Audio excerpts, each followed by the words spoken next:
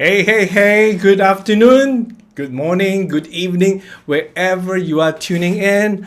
Welcome to the Speedsters live chat. This is a weekly live stream dedicated to help you go faster and train smarter. Now, today we'll be talking about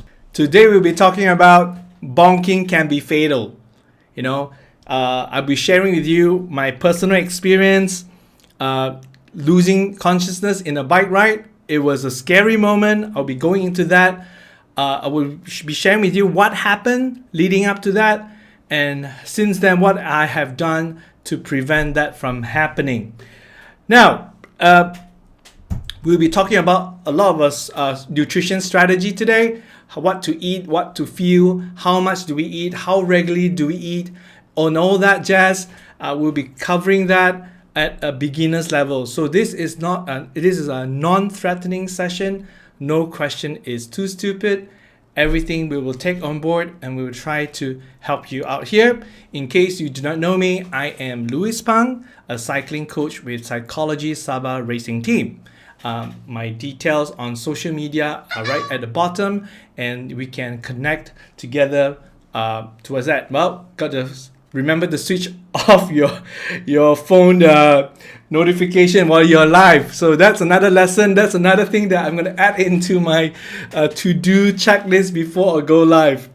You're excited and want to learn more about cycling, training, how to train smarter, how to be more efficient with your time on the bike and all that kind of stuff. Consider subscribing this channel, hit the subscribe button, and if you hit the bell button as well, it will remind you every time we have a new content being put out there. Thank you very much, guys. So I would like to, before we head on to talking about bonking and how to prevent it, how to feel, how to handle your nutrition, I would like to check in with you guys. How are you doing today? Now, can you write at the comment box and share with me, how did your ride today? If you managed to go for a ride, how was it?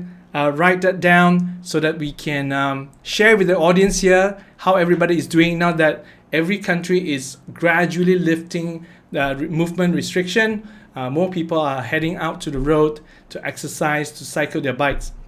So if you have done that this morning or this afternoon, post that in the comment box. Share with us how your cycling is coming along, because I would really love to hear more about that from you. Thank you for the thumbs up, Ramlan. I know that I'm loud and clear. Now let's want to share with you my bonking experience. Before I put up the pictures, I just want to warn you that it can look a bit scary. I was then, this happened maybe 5 years ago. I was just starting out as a cyclist, just picked up cycling as a hobby. And there are times that I ate something before I go out for a ride, and sometimes that I didn't. And this particular morning, I did not eat and head straight out for a ride. And the problem with riding with friends, and I usually ride with a group of friends, the problem with that is very often the ride, instead of being a friendly, leisurely, kind of pace, things can go crazy. Things can go into a mini race. And I got into that kind of situation when I was chasing or I was breaking away. I couldn't exactly remember, but I remember that I put in a very, very hard effort towards the end of the ride. And before the end ride ended, I felt lightheaded. And then my whole body was like, I felt cold, like I didn't have energy. And then I am losing vision. It's like what I could see becomes smaller and smaller. It's like there was like a tunnel closing in my eyes. And I stopped at a junction. I told my friends, no, I'm not feeling too good. And straight away, when they saw me, they probably saw how pale I was. They helped me off the bike and let me lie down on the side of the road. And that was about 7 o'clock in the morning, as peak hour traffic was picking up. Lots of cars stopped by to see what's happening. They thought someone had died, whatever. So that was the background, and I want to share with you the picture right here. So that was me. bonking on the side of the road. So my friend helped me off the bike and let me lie down on the floor. And a friend of mine, one of the guys who is a swimming coach, Vachel, I remember, he elevated my feet, my legs. The idea is to get the blood to flow back to the heart, to flow to the head. I was feeling lightheaded, so elevate the legs, and I lie down there for a good 15-20 minutes before I kind of like regain my consciousness. And in the next picture, you will see this was me after I managed to get up again. If you look closely on the picture on the left, you could see how pale my lips were. Now that was then. My house was about 1 kilometer away, so they just escorted me home, and I had something to eat later on, and then I felt a lot better. So, what exactly happened in this? What did I learn from this? What is bonking? Now, to explain to us what bonking is, I'm going to try to reverse engineer and explain what exactly happened to me. I'm going to diagnose this incident, and hopefully we can learn something from the experience. Now, the way I understand my body is like a building, like what you see here, a building. So a building have many rooms, have many departments. You have fax machine, photocopier, you have lights on, you have the air conditioning, you have TV on, oven, laundry machine. So all these things that are happening in the building requires energy. So it takes a lot of energy to power up a building. And it's the same with our body. It takes energy to get the body to function. There are generally two types of activities that happen in our body. The first type is what we can control, what we consciously control, how I move my hands, how I tilt my head. I'm pedaling on a bike. These are things that I consciously control. And then there are other things that I do not consciously control, but it happens without my control. And these tend to be very, very important functions in the body. Respiratory system. We inhale oxygen, we exhale carbon dioxide. That exchange of gas happens without us doing anything at all, right? The secretion of your hormones, the digestive system, all these happens, the beating of the heart, that happens without our control. And this tends to be the more important and life-critical function of the human body. So what happens when in this building, everything is lit up? Okay, every room has lights, all the lights are on, everything are functioning. However, what happens when there is inadequate power supply? What happens? There's a shortage of power supply. What would that do to the human body? So what happened to me on that morning was my output was greater than my power supply. Okay? So what happened was the output was greater than the supply.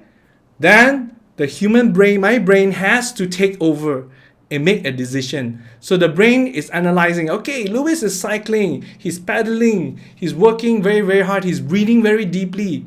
But we don't have enough power supply to supply to his physical cycling activities and the rest of the human body function. So the brain makes the decision to unplug that power supply from my cycling. Unplug the power supply so that the more important human function, like the breathing, the respiratory system, the beating of the heart, all these can carry on. Even human eyesight to the brain is not as important as breathing and our heart beating. That's why I was losing vision. So basically, the brain just took over and unplugged everything, unplugged power from all the other activities so that I could stay alive. That's what happened. Okay, does that sound scary or what? So now the strategy is, today we want to talk about how to prevent it from happening. And to prevent that from happening, we need to know what are the types of food that we can eat. Basically, there are three major types of food sources. We all know this: carbohydrate, protein, and fat. And today we are going to focus primarily on carbohydrate because it is the easiest kind of fuel for us to obtain. This is the beginner's guide to nutrition and cycling. So we're going to go into the simplest. Now remember, carbs is your friend when it comes to cycling. All right. Now, there are, however, different types of carbs.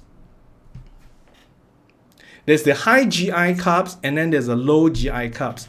Basically, within the carbohydrate, there are two major types. All right.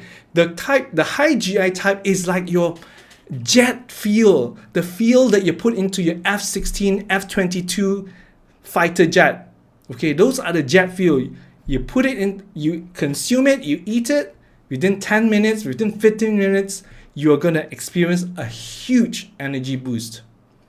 And then there is the other type, that is what we call the low GI carbohydrate. Now, the low GI carbohydrate doesn't give you that huge spike that you see on the chart here, on the screen here. However, it gives you a gradual release of power. With the high GI, you get a major boost right away. Now, with the low GI, it's a gradual release of energy over a longer duration. So there are two types. And we'll be talking about why, if you have questions so far, please post it on the comment box. You don't have to wait till the Q&A to ask your questions. You can ask the question right now because I would love to hear from you what you think about carbs. What are your favorite carbs? What are your favorite food in cycling? If you have a favorite food in cycling, please post it in the comment box. I would love to hear from you about that. So let's talk a little bit more about low GI and high GI. All right. Now, basically, high GI food are the quick sugar sources like rice, your mihun, white bread, cakes, Coca-Cola, soft drinks. That will fall into high GI. Energy gel that we use in cycling, that will fall into high GI. And then on the low GI spectrum, that would be dates, raisins, that sort of stuff that gives you that oatmeal, that gives you energy. Excuse me. Gradually, I'm going to take a sip of water. How are we doing so far, guys? Do you guys have any questions at all at this time? Okay, so that's where we are. Now, so there's low GI, high GI. Of course, some charts will show us that we have medium GI. So that's basically between high GI and low GI. So you get the idea. High GI gives you energy very quickly, but it drops off very quickly too. Low GI gives us energy gradually, but it lasts a longer duration of time. Two types of GI. Thank you, Raylin Tan. Thank you.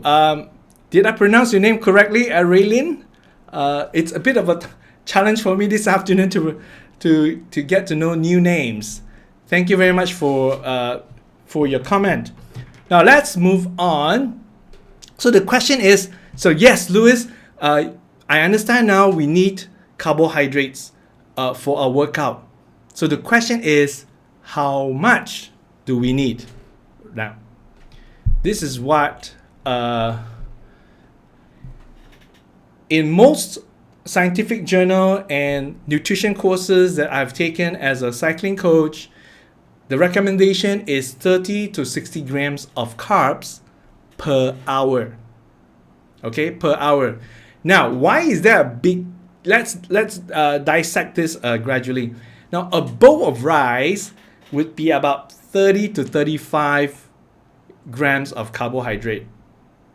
Okay, a banana, for example, is about 25, 28 grams of carbohydrate. So if we want to take 60 grams on the higher range of the scale, 60 grams of carbs, it is almost like eating 1.5, 2 bowls of rice, or 2.5 banana, a medium-sized banana, not pisang emas, medium-sized banana. So why do we have a range? Why do we have 30 or 60 grams? Because that discrepancy is pretty big. So you can see that it is a pretty not so easy to eat one bowl of rice every hour. Even if we are seated at home in our dining table, to eat one bowl of rice every hour is not quite easy. So eating while we are cycling is not the easiest thing to do. And perhaps we can talk about some strategy how we can address that. Now, one of the things that I like to do, getting our athletes to do, is start off with a good breakfast. A good breakfast would be low GI. Now, I want to show you a breakfast that one of our athletes had this morning. Okay, food is not so helpful if we talk about it in charts and terms. Let's look at the pictures. So what we have here, 2 eggs, a cup of coffee, oatmeal with grapes. Now, this is oatmeal is definitely low GI. Grapes, fructose would be, high GI. Then we have 2 eggs. 2 eggs give us some fat, give us some protein, and coffee give us some caffeine. If there is sugar in the coffee, it will give us some carbohydrate as well. So this looks to be a fairly balanced diet, meal before a ride, because the low GI will give us 2 hours worth of energy supply. The high GI will get into our body system. He is probably hitting the road in about an hour's time. And some fat. Now, fat is not the enemy of cyclists, contrary to popular belief. We need fat in our body if we want to fight diseases. So the enemy to our body and our health and our fitness is not fat. It is terrible fat. It is bad fat. Okay? Pisang goreng, deep fried stuff, KFC, those are enemies to your fitness and to your body. But eggs, one of the cheapest and most nutritious food that we can get. So this is the breakfast from one of our athletes. So definitely start the day with a good breakfast. Now, how soon should you take the breakfast before you ride? An hour to 2 hours before you should take that meal before you begin your ride. That would give the body enough time to digest, so that when you are riding, you're not feeling a full stomach, which is very uncomfortable. And you have to experiment what is comfortable to you, because what you like, what works for you may not work for another person. So when it comes to food and nutrition, it's very personal. Let's see. Let's talk about how much food. We were talking about how much food. So why do we have 30 to 60 grams? Anybody have any idea why there is 30 to 60 grams? Well, I can think of 2 reasons. Number 1 is how intense is your ride? Is it a leisure, just a bunch of friends going really slowly for 100 kilometers, for 3 hours, for 4 hours, for 2 hours? Is it that, or is it, you guys gonna ride leisurely for 30 minutes and then after that it's a mini race between your friends? So the intensity of the ride will determine how much energy you use, right? It's like if you're cruising on the highway, if you're driving a car from Singapore to Thailand, for example, and you're cruising. If you're cruising, you're not racing, you're not revving your engine, it will consume less fuel. However, if you are overtaking every car that you see. You're revving up, you're accelerating, decelerating, accelerating, and decelerating. Then it will cost you more fuel. The same in cycling. So that's number one reason why there is a range. So if you're on an easy ride, so you might need less energy for that ride. You might need to take in less food during the ride. However, if you're racing, if it's a triathlon, it's a powerman, if it's a century race that you're in, definitely you will need more energy. Now, I would like to show you how are we doing so far. Am I making sense to you? Is this information helpful? If the information is helpful, please hit the fire emoji so I know that you guys are taking this in. I know that the content we have prepared for you today is helpful to you. Okay, we have a good question coming in. Now guys, please put your question in at any time throughout the conversation that we are having here. Low GI and high GI food, when should we use them during the ride? Okay, are you guys seeing this question that we come up? Okay, good question from Yong Zhenyi. Low GI food, high GI food, when do we use them? Okay, so let's talk about what we pack in low GI food that we pack. So I've seen cycling friends who pack dates, kumar, which is very helpful, low GI food. And then we have people who pack, sometimes we pack energy gels, power gels. So when do we use it during the ride? What do you think? My opinion is that if I would use low GI food most of the time when in the beginning of the ride, in the middle of the ride. However, I will probably use the gel towards the harder effort if I know that, okay, at 2 hour mark, I'm gonna hit this hill, and this mountain is gonna take us 1 hour to climb. Okay, a very steep hill, okay, or 30 minutes to climb. So that if I know that some intense effort is coming up, I'll probably start taking the gel. Now, if it is a continuously 1 hour a hard effort, I probably won't finish the gel one shot. You know, the gel come as a stick, but I probably won't finish it in one go. And the reason is this. Remember the chart that we see here? The high GI and the low GI? Because if I finish that gel one go, I'm going to have a big spike in 10 minutes, 15 minutes. And that big spike will wear off very quickly. So I would probably sip the gel. I'll take the gel out and I'll break it down into maybe 4 sips. You know, take 4, every 50 minutes, I'll sip the gel, and so it will cover the 1 whole hour of climb. So that would probably be my strategy. However, if I am in a race and I know that the finishing line is 10 kilometers away, and at the speed that we're going, we'll probably hit the finishing line in another 15 minutes, I will probably down the whole gel, because I know that I will need all the energy that I need for the finishing line, for the final sprint, you know, and all that jazz. So that would be the go-to. Now, when it comes to low GI food, the examples that we are talking about here is dates, raisins, that kind of stuff. It's natural food, and I always think that natural food is better than artificial food. It's better than processed food. Our stomachs tend to respond better to it because it's organic, it's real. It is not something that you mix chemicals together and make it into an energy source. It's nothing like that. So thank you very much, Azani. That was a very good question. I really like that. Please keep the question coming. Let us know anything else I can help you with right here. So now I wanted to share with you.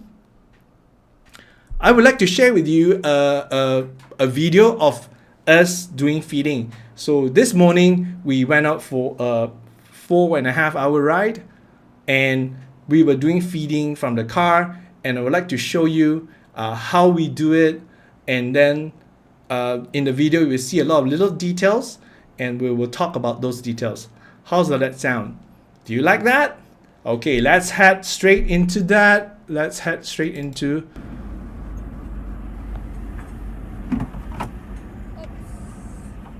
Want some banana?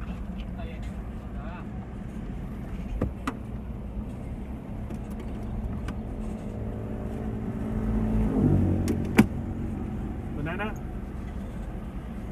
Electrolyte 9 ml? Hả? Electrolyte? Okay.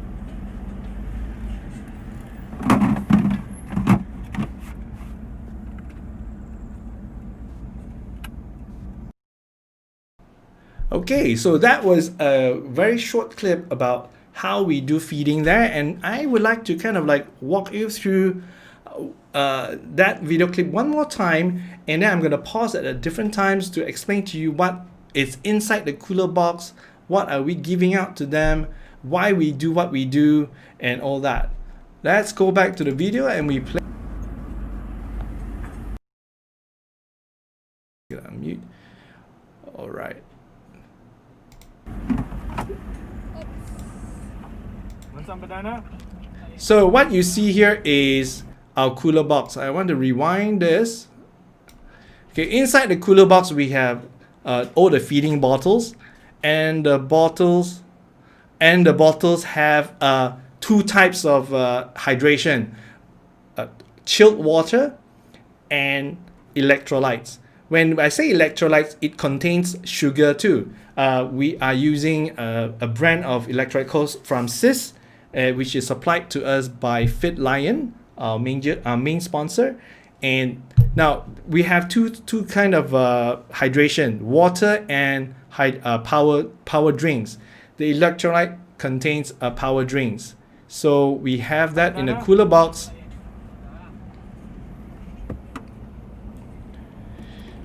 So what Chunket is doing here is he is so used to my car, he has put some of his own food into this compartment that you're seeing here. So he's reaching for it.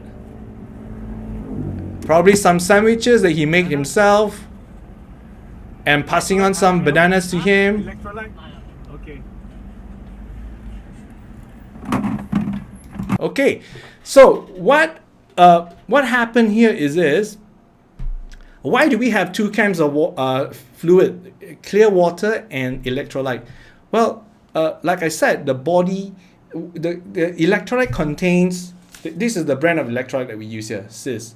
So the electrolyte contains about 36 grams per serving, per bottle that we mix for them, contain 36 grams of carbohydrate. Now, and typically they are sweet.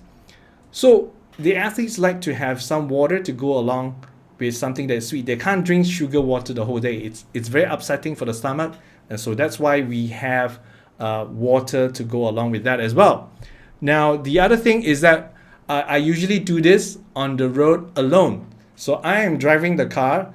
I have the cooler box on the left side of the passenger seat, and then wind down the window, feed them. So I have to keep my eyes on the road, and my head will tilt slightly towards the rider so that I have peripheral vision on this side of the car while maintaining control of the car, keeping focus in front, because you don't want to hit anyone, because there are more cyclists in front of us. There are more there are cars going back and forth on the road. So that's how we do it.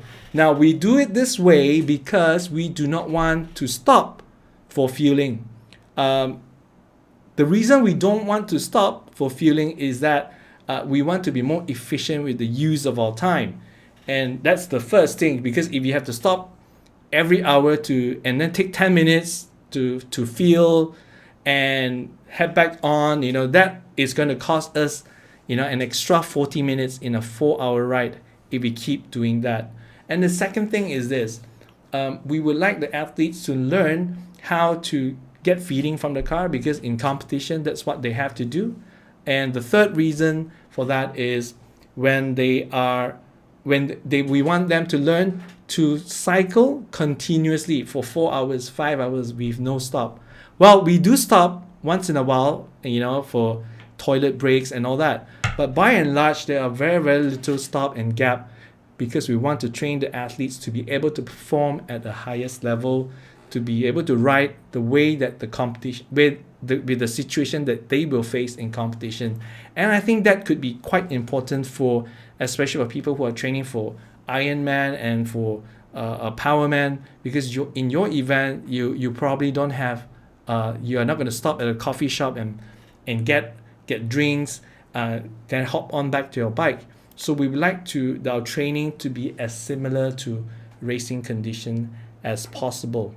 And learning to drive, learning to come to the car to pick up drinks is a skill. And I know not everybody is comfortable with that. Now, I would like to hear from you guys. How do you guys handle your feeling? Do you stop at a gas station or a coffee shop and buy your food, eat for 10-15 minutes, then continue your ride, and then stop again maybe an hour and a half later? What is your strategy? Can you please share with us? The Red Baron, can you please share with us? How do you guys do it? You and your friends and your group, how do you do it? This is how I do it, but I would like to hear from you guys how you do it. How are we doing so far? Okay, so this is how we handle feeding, and let me show you this. Now, these are some of the favorite food that people use in this region. I want to say this region because very often when we go on the internet, we are seeing food being shared that doesn't reflect it's not my kind of food, you know. We're seeing other people's kind of food. So these are the kind of food that I see a lot in our local rides in this region in Southeast Asia. Dried mango, dried pineapple, those are very popular. When I was in Philippines, when I was in Thailand, I see the cyclists there using this as one of their regular snack.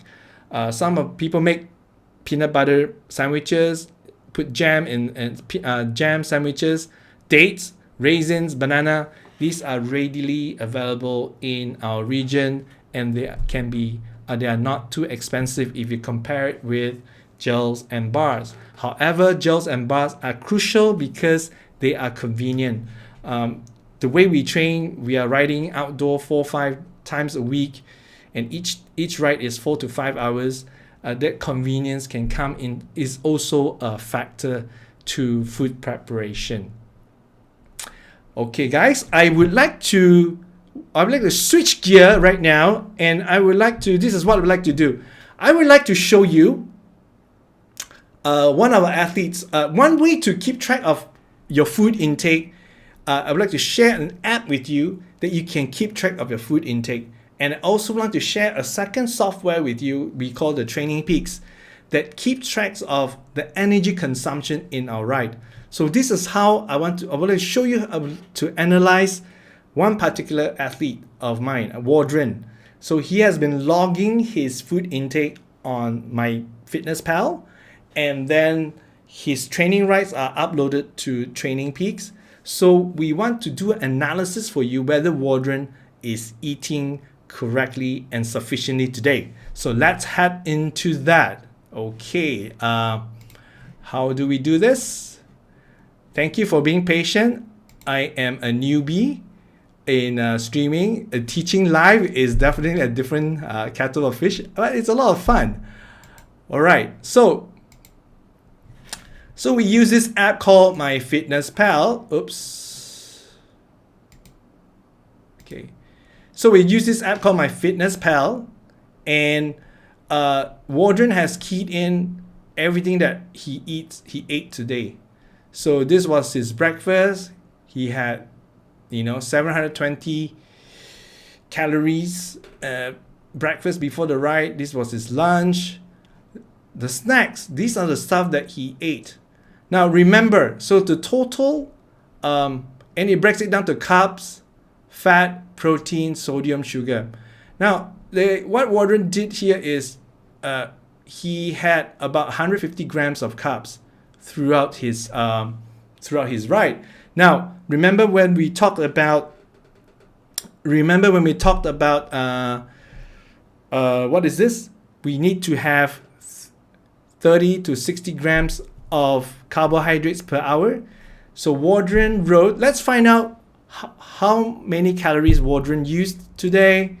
Okay, if I go to Training Peaks, this is a software that keeps track of all our training. Everything that we do on the bike is calculated with power meter. It's calculated with your heart rate, your cadence, how much elevation you did. So if you click on today, Saturday 30th, if you double click on this, okay, we get a summary. The summary tells us that Wardren has consumed 2,400 calories. And let me see this. Okay, 2,400 calories. Now, and he was riding for a good 4 hours. We planned to ride for 4.5. We finished it in 4 hours. Now, he has consumed 2,004. Let's see how much he replenished during the ride. So if we click on to my Training Peaks, we can see that during his training ride, he has taken in about 1,200 calories plus another 700-ish from his breakfast. So that is a good 1,900 calories that he has consumed with a net output of 2,004. So he has a deficit of about 500. So that is not too bad because of 500 calories, 500 calories of deficit is not too bad for an athlete.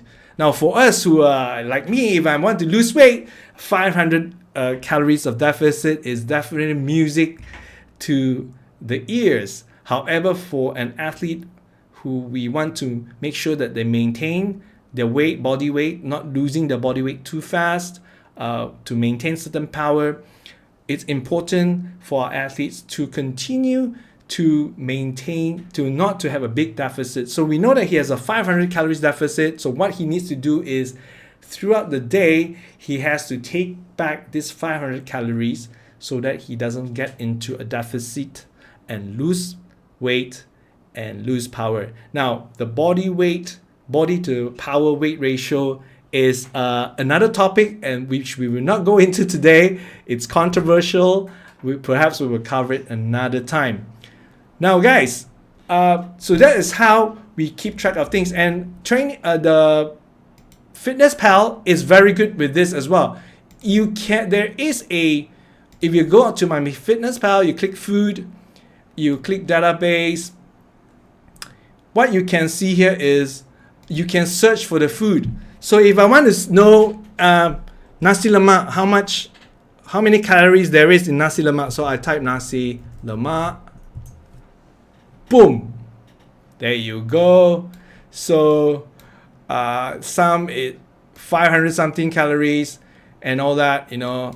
The thing I like about my Fitness Pal is it is not European or American centric. It is pretty universal. A lot of the local food, if you want to type roti canai,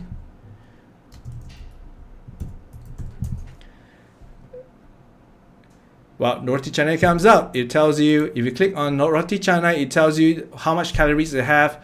It has carbs, it has fat, all that information right in there. So, get my Fitness Pal. My Fitness Pal has a mobile companion app as well, so you can use your mobile phone to key in the things that you're eating. So I am going to do that because I am trying to lose 10 kilograms in the next 6 months, hopefully. So I'll be tracking my calories intake to do that. So that's a good way to keep track of how much you're eating, whether you're eating well, eating enough, or otherwise. How are we doing so far? Do you have any questions, guys? Please put your comment write your comments to the box. Patrick says, I missed the times doing it. What he was referring to was the feeding the athletes from the car.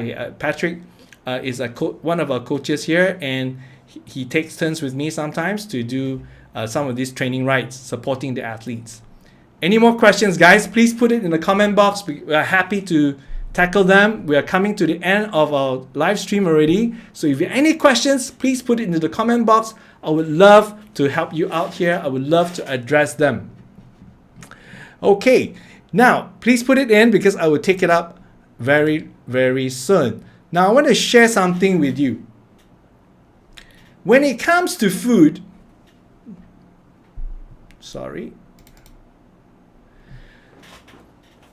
better food, better mood. Food is a very personal thing. Food is emotional. When we have restriction, lockdown, when the lockdown was in, I was craving for certain food. Food is emotional. Food is not just about numbers, about how many grams of carbs, how many calories. It's beyond that. Food makes us happy. Have you gone to bed after a lousy dinner? How did that make you feel going to bed that night? Right? So food is emotional. And when we eat, we have to be happy about it. So we can go very scientific, counting the calories, counting the grammage, counting the carbs, fat, and protein ratio. But we must remember that food makes us happy, right? So you got to stay happy, because if you're not happy, you won't be spending time on the bike. You're not going to enjoy what you do. Now, if we go online, I want to share with you. Another thing is, I see that a lot of cyclists consume a lot of media, social media, GCN or cycling magazine from abroad. Brilliant content, brilliant. However, the presenters of GCN, they don't eat the stuff that you and I eat. They don't enjoy the breakfast that you and I enjoy. So if you go online and you Google cyclist breakfast, it looks like this. Let's have a look. Let's dive into this. So if I go here and I type cyclist breakfast and I click on images, it looks like this. I don't know about you. It's certainly not my type of breakfast, Yes, I get some ideas. Maybe this egg look interesting. Maybe I can make my eggs look that way. The avocado sandwich with egg looks interesting. So guys, I just want us to realize that, you don't have to be like everyone else. We don't have to be like GCN. We don't have to eat the food that you see on Forum Magazine. Eat what you love, but eat it with understanding, knowing that you need how much that you need, how much carbohydrate that you need. Eat it with care so that you don't overeat if losing weight is your priority, is a goal that you have. All right. Now we're going to take questions, and then. Okay, Darren asked this question. I'm not comfortable riding freehand and eat. What should I do? So I think Darren is asking that question when we saw that video of Chun Kiat coming to the car, picking up the food, and then riding off. Obviously, he was riding hands-free. When he was heading off, he was riding hands-free. He was putting food into his jersey pocket and all that stuff. So to eat on the bike is a skill. And if we are beginner cyclists, typically we are a bit more nervous. We want to hold on to our bike. We don't want to let go, right? So if you are not comfortable about riding without holding a handlebar, peeling off the banana, hands-free, peeling off the banana, putting food in your mouth, talking to your friends, if you are not comfortable with that, don't do it. Because the road is a dangerous place. There are on-moving vehicles, there are pedestrians, there are other cyclists. So what I would suggest is plan with your friends or your group where you're going to stop for refueling, for eating, and all that. All right. Having said that, it is always good to learn how to ride hands-free. I can't ride hands-free because I pick up cycling in my mid-40s. So I kind of missed that boat. And I always admire my athletes who can do that so effortlessly. Okay, more questions coming in. Okay, let's see. We have Wardren asking a question. What's your opinion on fasted trainings to utilize fat as our main fuel? Fantastic question. Fat is definitely a fuel source, right? So what the question is asking, let me put it up here again so we can see this. fasted riding training. That means you go onto the bike, you ride your bike without eating any food and using fat as a fuel source. What is my opinion about that? Now, I think there's different ways of riding the bike, different fueling strategy serves a different purpose. As long as we understand what that purpose is, so that we understand, as long as we understand the scientific principles behind that. So Warden, that's a great question. If I have an athlete coming back to training camp in the beginning of the season and the person is, say 4 kilograms overweight, so I would probably recommend that to get on to fasted ride. So to do a fasted ride, a few things need to happen. Number one, you do not eat before you ride, right? That's what fasted ride means. Now, because you do not eat before you ride, and we already know that there is this danger of bonking, running out of energy. So we have to set the training very carefully. A fasted ride should be low intensity.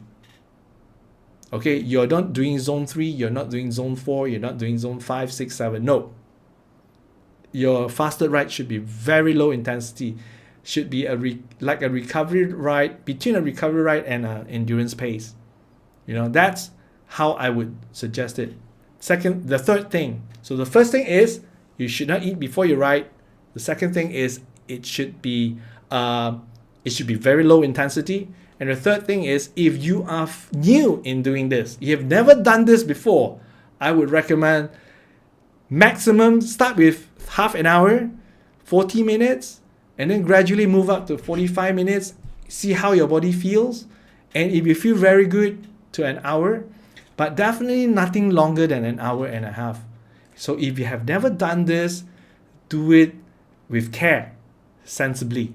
Start short and then move up the duration of the fasted ride gradually if you feel good and confident about it. Okay. Warden has another good question. Why fuel throughout the ride when we can stop every 2 hours for a big meal? Okay. Now, yes. I see the point. When I had my cycling group and we enjoy riding to a neighboring town and then have breakfast, right back to where we started off, and then have another coffee session. If that's the agenda of the ride, yes, go ahead, do it, because as long as it makes you happy, your cycling group and your friends, cycling is such a social thing. If that makes you happy, do that.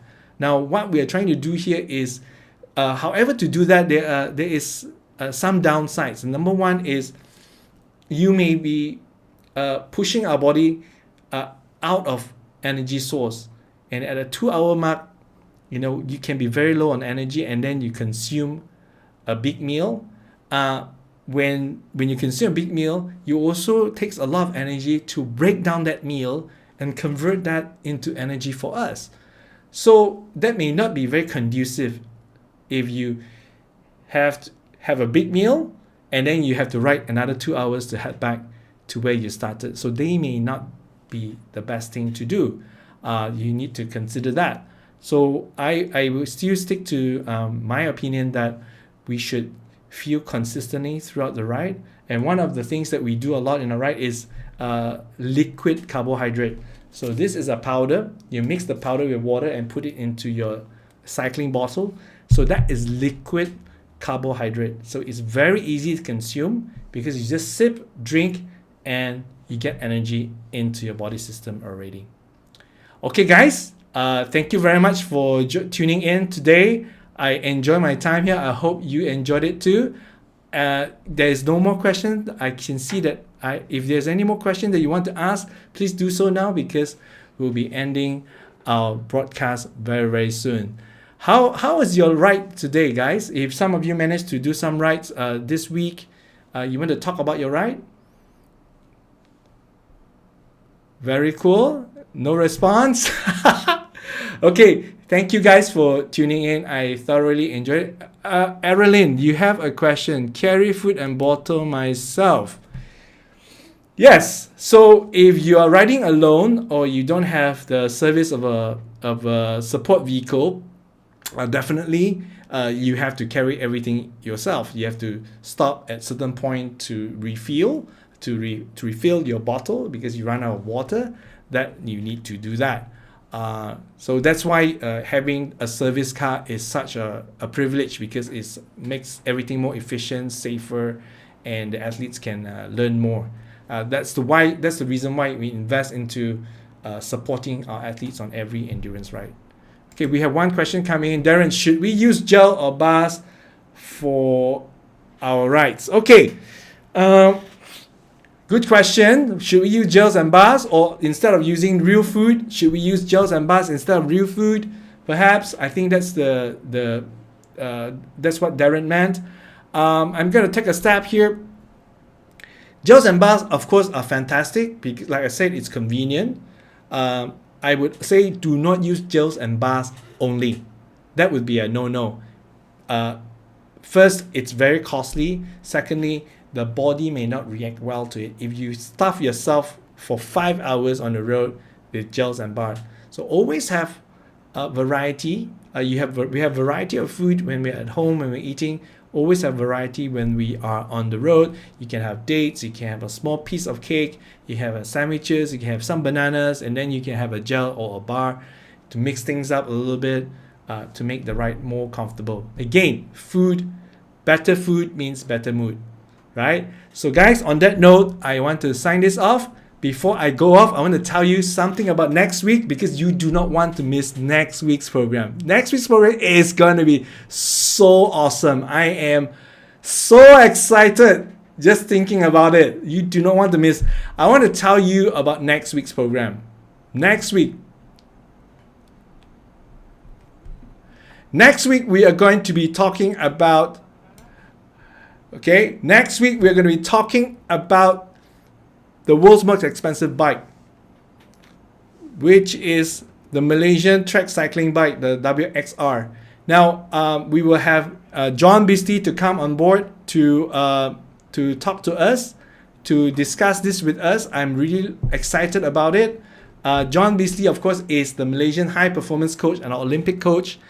He is one of the chief person behind the WXR. Whether this is the world's most expensive bike, is this bike going to tip the Olympic battle in Malaysia's favor and finally give Malaysia the first gold medal? We would like to talk to John Beastie to find out what his thoughts are. We'd like to talk to him about the Olympic preparation. How is it going? How is the pandemic affecting the preparation and all that jazz? So guys, please hit the subscribe button, hit the reminder button. The next week's program is already on YouTube. Hit the reminder button so that you're reminded to go online, because we'll be talking about this. And this is a program that I'm so excited and looking forward to. So thank you very much for tuning in. I really, really enjoy having this easy chat and teaching session with all of you. Take care, guys, and I'll see you next week.